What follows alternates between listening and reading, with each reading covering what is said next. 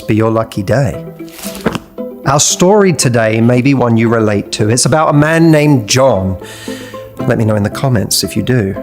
John went through a terrible breakup 3 years ago, during which he struggled to state his needs, draw boundaries, and speak up for himself. He told himself he would never be that guy again, and spent the next 3 years working on himself, his communication skills, and his attachment style. He watched all of the videos, listened to the podcasts, read all the books, watched all my programs, came to my retreat. And then he met a beautiful woman at a yoga class. They went for coffee, one thing led to another, and John and Sarah lived happily ever after. That's not how the story ended, is it? Because John isn't in this book. This book is nothing but a prop. Here's what really happened. One day, John met a woman in his yoga class. They went for coffee. It lasted 5 hours. It turned into dinner. She was receptive, warm. She liked John. But after 2 great dates and tons of texts in between, Sarah went quiet. John messaged her on a Saturday afternoon saying we should try that new coffee shop if you're down, and then didn't hear from her until Sunday evening. He got triggered. He suddenly remembered all of those times in his previous relationship that he hadn't spoken up right before he learned that his ex had cheated on him. So he decided this time he would assert his boundaries, and he fired off a text message. If you didn't want to see me again, fine, but ghosting is very cowardly. After sending the text, John felt proud of himself. He didn't bottle up his feelings like he had in prior relationships. He prioritized himself and he spoke his truth. All the work he had been doing on himself for 3 years paid off, and it felt great until he got Sarah's response. Hey, my dog died yesterday and I've been really upset this weekend. I was going to get back to you later. Your text made me more upset. Please don't message again, and take care.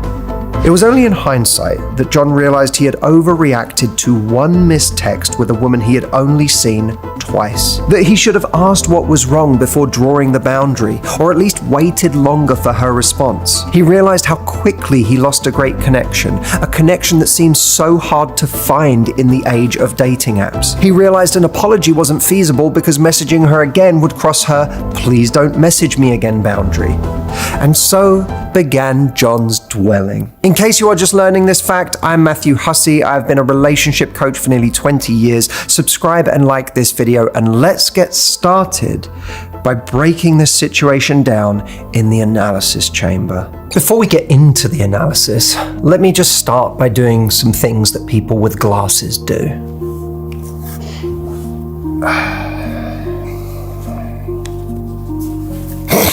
I don't need these for analysis. I don't even wear glasses, but man can dream. Anyway, if you are someone who has been dwelling about an early dating mistake in which you believe that you sabotage something with someone very potentially special, you are not alone. It feels like getting people to invest and get to know you in the early stages takes an unbelievable amount of perfectionism with no room for error or small slip-ups. One small blip and you are gone.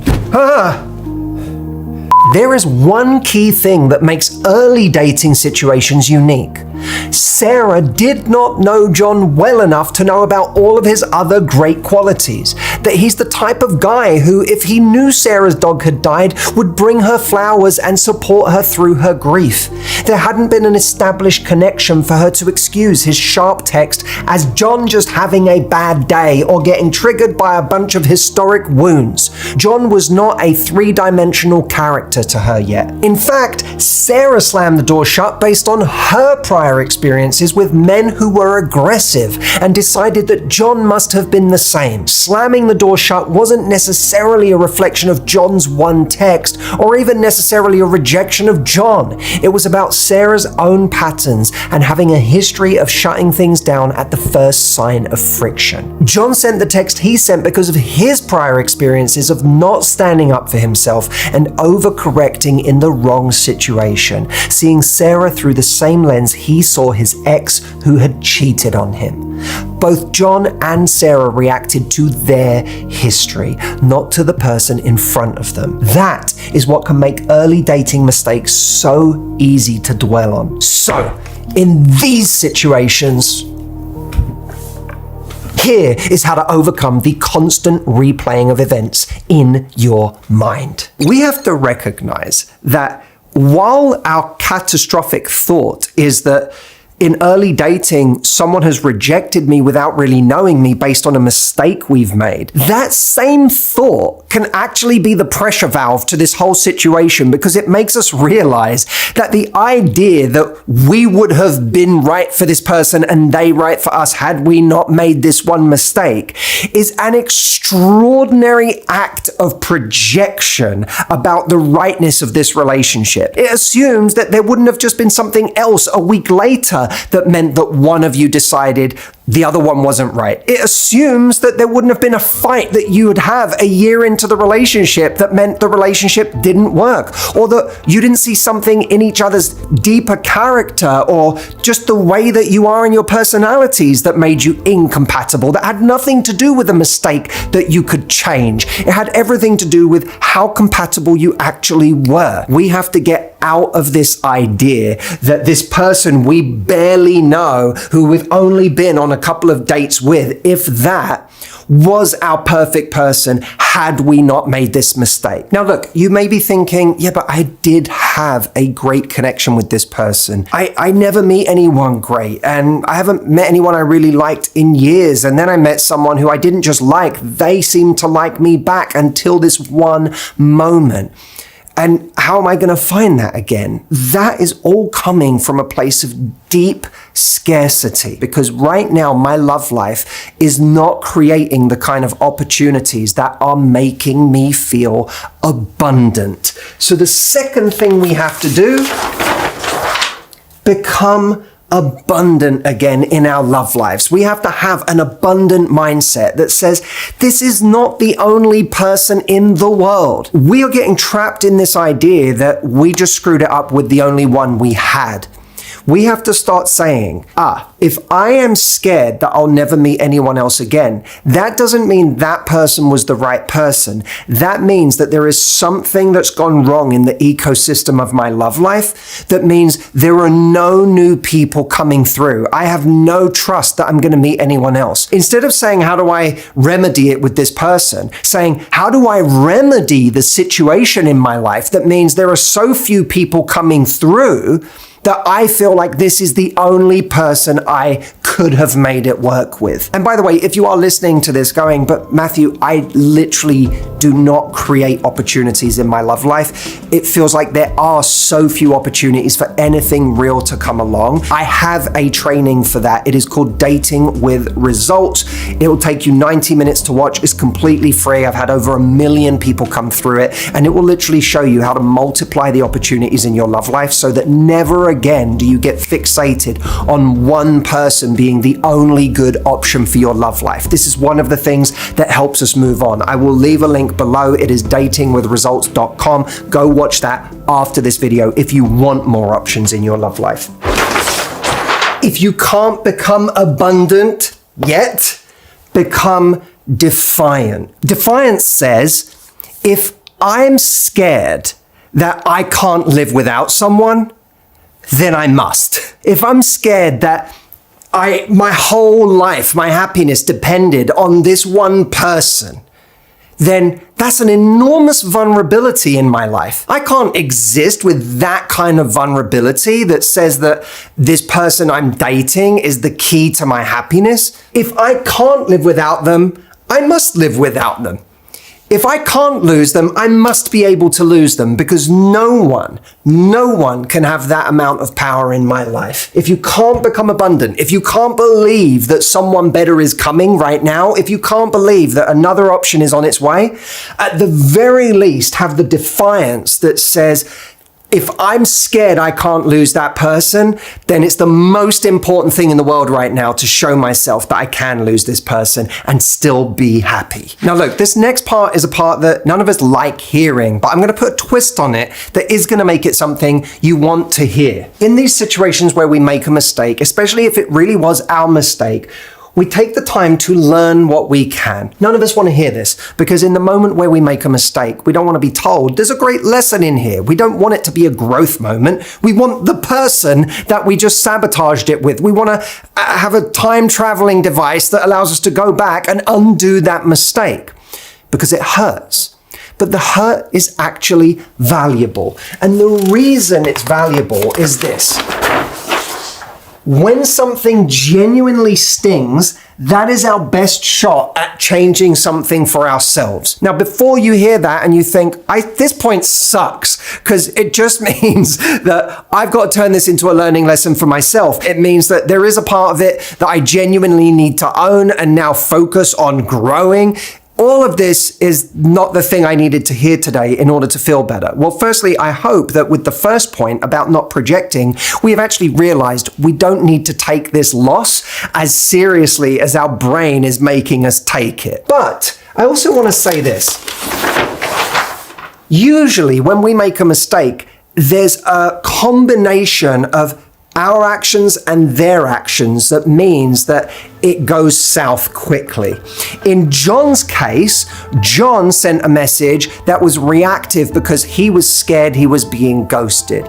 What he was met with was someone who had their own avoidant tendencies because they were scared of someone being too aggressive. And all of a sudden, she didn't say, hey, it's really unfair that you said that because my dog just died and I'm in a bad place, which would have given him a chance to apologize. Instead, she said, don't message me again. And she just bolted as a result. So there was a dance between these two things in both of their nature or their trained responses that meant that it didn't work out. Were John to be with someone who showed maybe a little more grace or was a little slower to cut him off, he might have actually had a much more productive conversation. So when we are learning our lesson, we have to own our part, but not their part in the equation. And very often we don't give enough credit to someone else's part in the equation of why it didn't work out. And the other thing I want to say that's going to make you feel better is this. They are a stepping stone.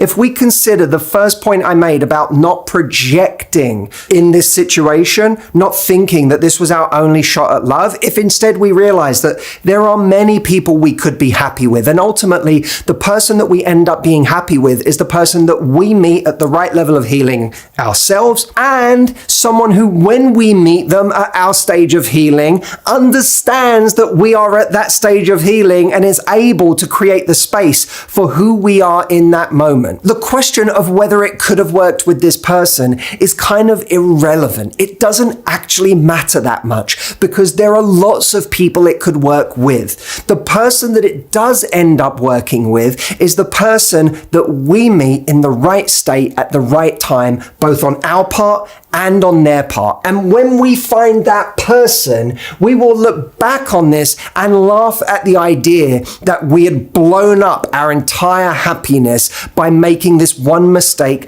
with this one person. The last point I want to make in this video is about one key word. Reactivity. I know that so many of us want to fix something with someone we've blown it with. We want to tell them that they're wrong for letting us go. We want to sell them on a relationship with us, on trying again. The worst thing we can do is come from a place of anxiety and high stress and scarcity and fear. All of that is reactivity. And when someone senses our reactivity, what they sense is a need for a certain result to happen, and that we're sending a certain message to try and manipulate the situation to get the result we want. That might mean instead of sending Sarah a message saying, I'm so sorry, please don't give this up. I think we have something really special. I have really strong feelings for you, blah, blah, blah, blah, blah, all of which is reactive. Instead, he says, hey, I am so sorry. I misjudged the situation. I came from a reactive place.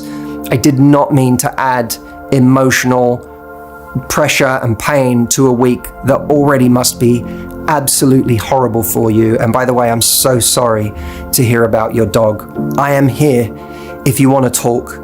And in any case, it would be great to hear from you again. But I'm wishing you the best right now in grieving, because I know you must be going through a very, very hard time. Now, that's not trying to get a result today, but what it does is it plants a thought in Sarah's mind. A thought that maybe over time detonates as she realizes, after maybe one too many bad dates, or feeling lonely, or feeling like she doesn't connect with other people as much as she connected with John in their first couple of dates. Oh, maybe I oversimplified John. Maybe I underestimated John. And actually ends up flipping it, because John is terrified that he's lost someone with a ton of potential. The more she thinks about John's reaction to his mistake, the more she might wonder about the potential she has lost out on. And she may just give John that text or that phone call that he wanted back when he was scared of losing her. If this video is speaking to you, but you realize that you are still in too much of a reactive state to be able to trust the words that would come out of your mouth right now with somebody, I want you to do two things. Go to askmh.com and ask Matthew AI to help you regulate your emotions where you are right now. And once you're regulated, ask Matthew AI, what are some good texts or things I could say on the phone to this person that would help me say what I really want to say from a calm and abundant place. You can go and try it out at askmh.com. If you've never used it before, you can try it for free, and leave me a comment below. I'm enjoying reading your comments so much this year. There's an amazing community that's been forming this year. I want to keep it going. I will be in the comment section right now.